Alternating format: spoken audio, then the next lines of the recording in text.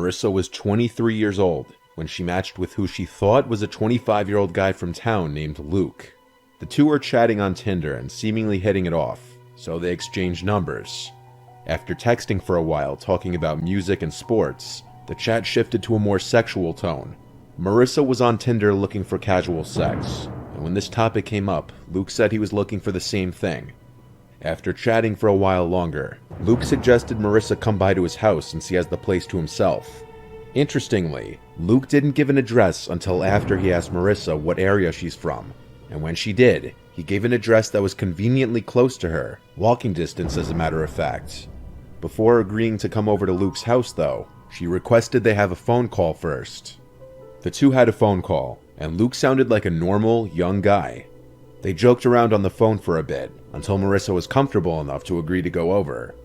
Deciding to go early, just to pass the house and scope it out first, Marissa walked about 10 minutes through the neighborhood until she got to the block. It was late at night, so a lot of houses had their lights off, and there were no cars out on the road. Marissa passed the house, and noticed 2 cars in the driveway and a car parked in front. All the lights were out. It didn't look like a house with just a guy alone.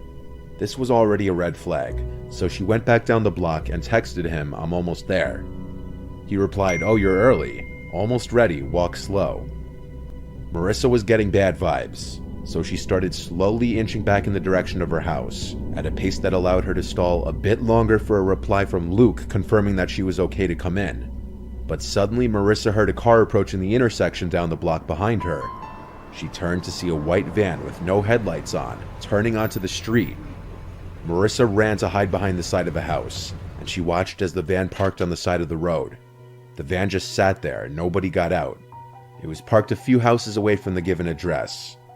Then, Marissa got a text from Luke, saying, "Okay, I'm ready. Let me know when you're on my block, I'll come out."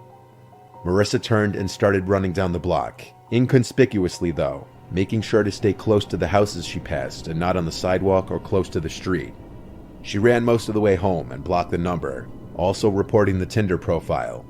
Just to be on the safe side, Marissa and her mother went to the address the Luke person gave, and the woman who opened the door denied even having any sons.